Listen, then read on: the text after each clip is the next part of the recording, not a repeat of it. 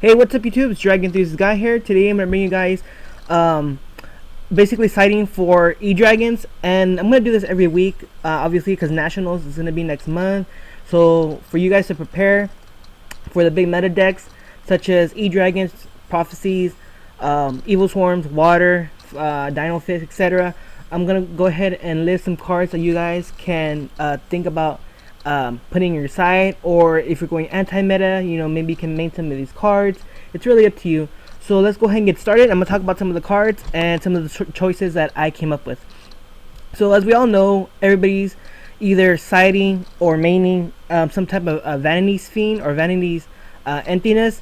I've seen basically an E-Dragon deck that main this because they can just go for Draco Sack, tribute a token, and then basically tribute for Vanity's Fiend, and they can basically just lock you down, because if you're going against the mirror, this is really good against the mirror, because you already have your Draco Sack. It's already protected by a token, and Vanity's Fiend doesn't allow you to special summon. So the only way around this would have to be either Dark Hole or popping it with Blaster.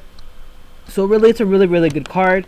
Also it's good in Frog Monarchs, because they can just tribute for a Treeborn Frog, and then just sack it for or tribute it for Vanity's Fiend as well. Now Vanity's Emptiness is basically the same thing, because you can just special set Vanity's Emptiness, and then on your opponent's draw phase you can just flip it, flip Vanity's Emptiness. It's a really good card to main as well as side it as well, because if you main it, I've seen a lot of people, they're just maining their side now because they really want to be prepared for game 1, because obviously game 2 people are going to side, the E-Dragons are going to side their MSTs, and they're going to be able to pop this Vanity's Emptiness. But it's also a really good card as well. Again, if you're playing rogue decks, or if you're like I said, if you're playing something like Evil Swarms or Prophecies, this is really good against E-Dragons as well. Another good card that doesn't allow you to special summon is Fossil Dyna.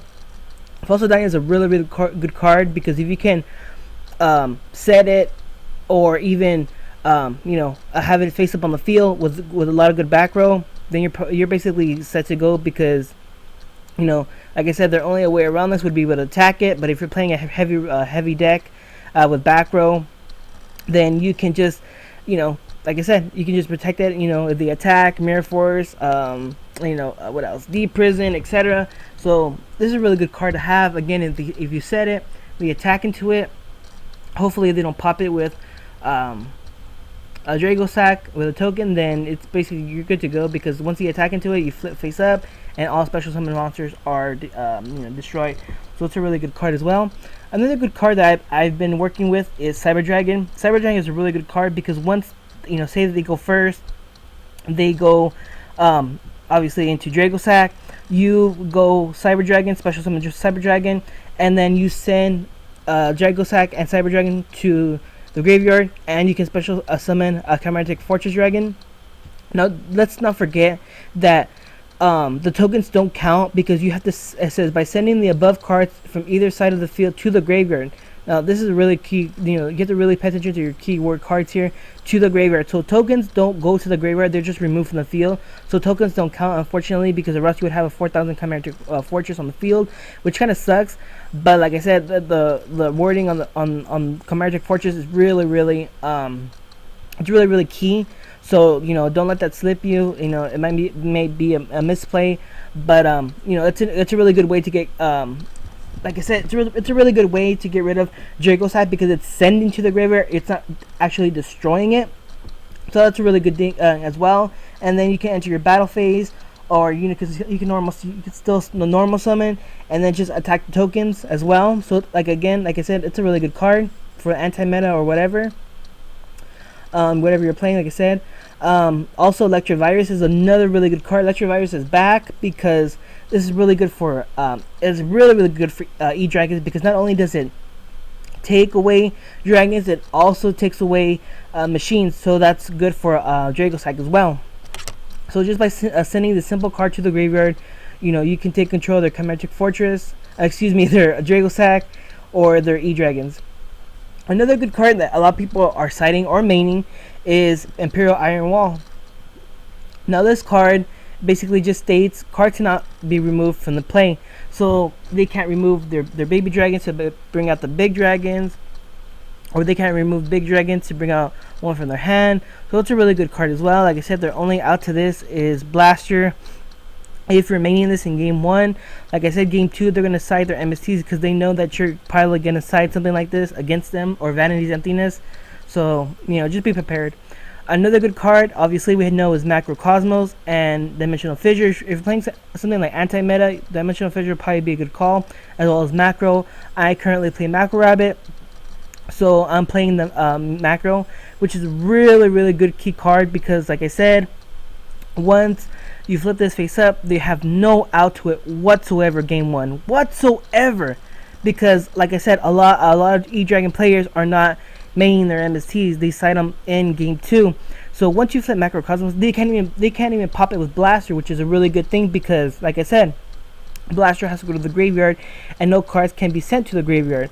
So, they're basically just locked down. And it's basically GG from there, So if some dragons do play 2 MSTs, if not 1, because they may expect Macrocosmos in some way, but majority of them don't. So Macrocosmos is a really, really good card against E-Dragons. Like I said, Macro Rabbit, I consider it number 5 on the top tier decks right now, because once you go Dolka and Macrocosmos, with a couple more back rows, then it's basically, like I said, GG, as well as with Dimensional Fissure. Now then we have the Drain cards, which is Soul Drain and Mind Drain. Mind Drain I didn't know about until I was watching a match here on DN, and I didn't even know about it until I read it. So obviously we know that Soul Drain takes away from water and it takes away from E-Dragons, because obviously you activate it by paying 1,000 life points. Monsters that are banished, as well as monsters in the graveyard, cannot activate their effects. That's our chain. So obviously, like I said, E-Dragons can't activate their effects in the graveyard, like the baby dragons, and if they banish them, they can't get their effects either. So to add, another baby dragon to their hand, so it's really good as well. Mind Drain, basically activated by paying 1,000 life points. Effects of monsters in hand cannot be activated, so they can't special summon from the hand as well. So that's really good as well. Another good card that a lot of people know about is Debunk. Debunk is a really good card because a lot of people were citing it with water. And it says negate the activation of an effect monster's effect that activates in hand or in the graveyard and remove it from play. Now this kind of sucks because if you negate one of their big dragons, then they are going to get the effect because it doesn't include banish. But you basically lock them down because they can't. There's no way that they can special or activate it in grave, so it pretty much locks them down. Another good card. These are just some like lower side deck cards that I thought about. I'm not saying that they're the best, but it gives you more options and something to think about, because we have Dark Bribe and we have Magic Drain. They're both counter cards, which is really good because their only way out would be another counter card, which obviously, as we know, dragons don't side. They don't side or main. Something like Judgment or Tools. So they would have to counter it with another counter card. So this would basically secure your trap to go off.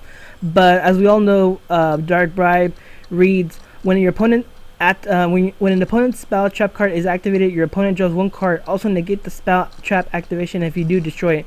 So what does this? What does this allow you to negate? Well, Gold Sarcophagus and Super Rejuvenation. Now, Super Rejuvenation is a really, really key card in E-Dragon.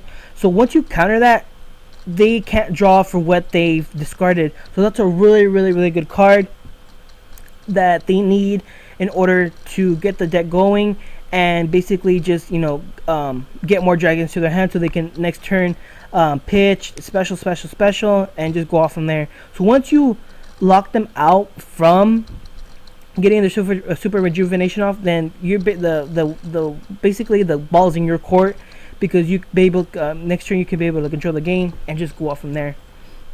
Again, it's the same thing with Magic Drain. It's a little bit similar. It says when your opponent activates a spell card, they can discard 1 spell card to negate this card's to negate this card's effect, Otherwise, negate the activation of their spell card. And if you do destroy it, this one's a little bit more.